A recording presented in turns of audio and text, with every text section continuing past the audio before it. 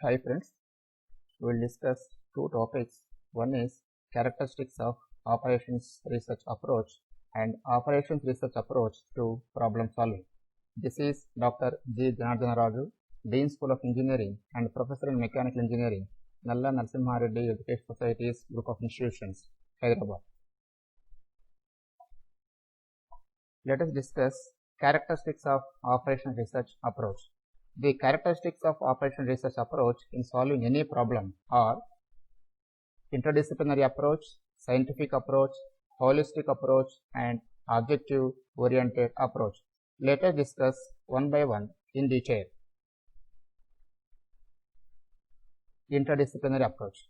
As all we know, while attempting to solve a complex management problem, in general, one person may not have the complete knowledge of all aspects such as economic, social, political, psychological, engineering, etc. So that a team of individuals specializing in various function areas of management should be organized so that each aspect of problem can be analyzed to arrive at a solution acceptable to all sections of the organization.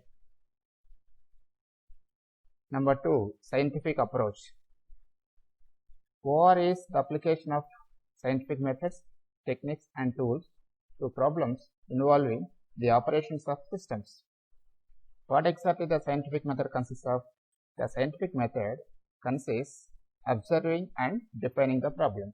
Before coming to the conclusion of defining the problem, we must try to observe what exactly the problem is. After observing multiple number of times, then we have to come to a conclusion of understanding the problem. Then we must try to define the exact problem. Then formulating and testing the hypothesis. Once the problem is defined, then we must try to formulate the problem. After then, it has to be tested using the hypothesis. Then, once it is formulated and testing hypothesis is completed, then we must try to analyze the results of the test, hypothesis test. Whatever the data so obtained is then used to decide whether the hypothesis should be accepted or not. If the hypothesis is accepted, the results should be implemented, otherwise not. Not in the sense we must try to go for alternative hypothesis. The third one is holistic approach. While arriving at a decision, an operation research team examines the relative importance of all conflicting and multiple objectives. Sometimes the problem may have multiple number of objectives which are in conflicting in nature, so that these conflicting multiple objectives are to be examined very rightly. It also examines the validity of claims of various departments of the organization from the aspect of its implications to the whole organization. Next one is objective-oriented approach. An operations research approach seeks to obtain an optimal solution to the problem under analysis. For this, a measure of desirability, or also called as effectiveness, is defined, which is based on the objectives of the organization. Whatever the problem which will try to attempt the problem is based on the objectives of the organization. A measure of desirability so defined is then used to compare alternative courses of action with respect to their possible outcomes. Let us discuss one example with which we can understand better the various characteristics of operations research approach. It is a problem which come across in general in any of the organization. Then what is the problem? A large organization that has a number of management specialists is faced with the basic problem of maintaining a stock of finished goods. To what extent we have to maintain the finished goods is a problem. See, as far as the marketing manager is concerned, maintaining stocks of a large variety of products is very important so that products can be delivered to the company's customers as per their requirements in terms of variety and time. No doubt, as far as the marketing manager is concerned, as and when the company has more varieties and as already more varieties are available in the stock, so that as and when we will get the as and when we have the requirement from the customers, within no time we can deliver the products. As a whole, a fully stocked warehouse is of prime importance to the company, in the sense, if the company has full of stocks of finished goods, is of prime importance to the company as far as the marketing manager is concerned.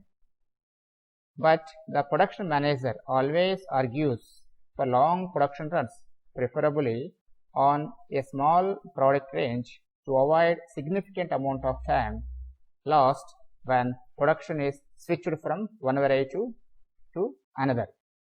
See, what production manager argues?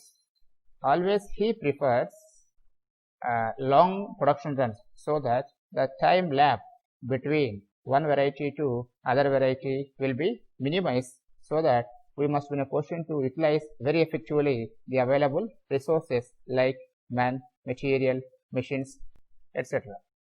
Then let us discuss how the finance manager thinks. He sees stocks in terms of capital, that is unproductively tied up, and argues strongly for its reduction. We know pretty well that at every stage of production, the value of the product is being increased, so that as and when the products are piled up in the finished products stock, then it has more value than at the raw material stage. So that always the finance manager thinks in terms of capital, means always he try to argue to reduce the finished products stocks.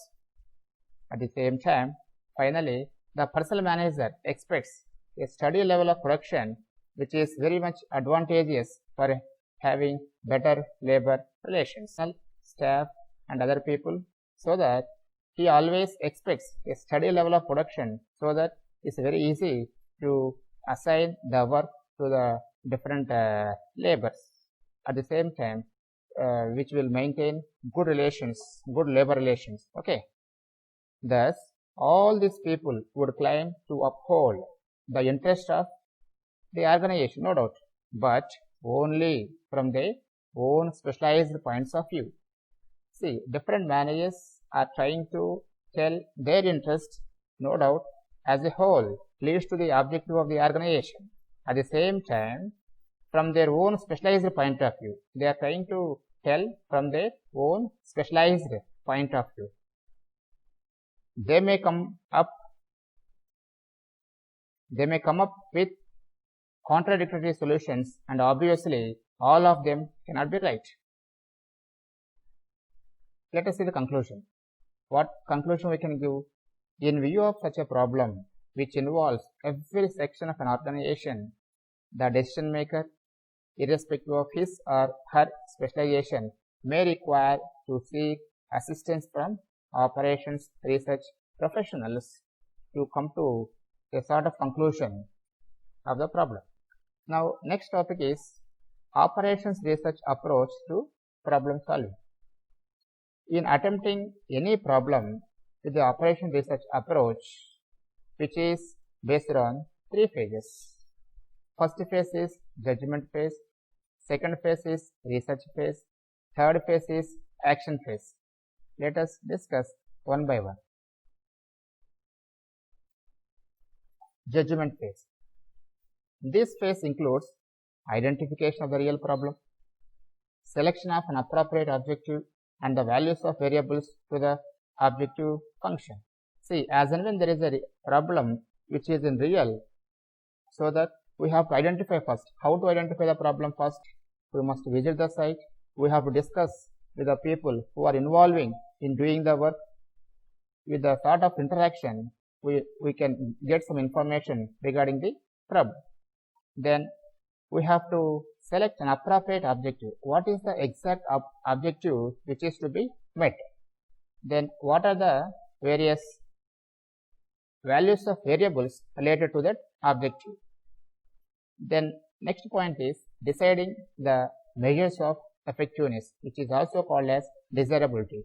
What are the measures of effectiveness? We have to define very clearly, and formulation of an appropriate model of the problem and the abstraction of the essential information so that a solution to the decision maker's goals can be obtained. In fact, this phase is the largest and longest among all the phases. However, even though the remaining two phases are not long, they are also equally important as they provide the basis for scientific method. This phase is the largest and longest among all the phases. However, even though the remaining two are not as long, they are also very equally important as they provide the basis for scientific method, observations and data collection for a better understanding of the problem, formulation of hypothesis and the suitable model, then analysis of the available information, verification of the hypothesis using predefined measures of desirability, prediction of various results from the hypothesis, and generalization of the result and consideration of alternative methods. As far as the third phase called action phase is concerned, this phase consists of making recommendations for implementing the decision. This decision is implemented by an individual who is in a position to implement results, but the individual must be aware of the environment in which the problem occurred. At the same time, must be aware of the objective and all the assumptions behind the problem and the required omissions of the model. So that these are the three phases which are involved in problem solving with operations research approach. Thank you.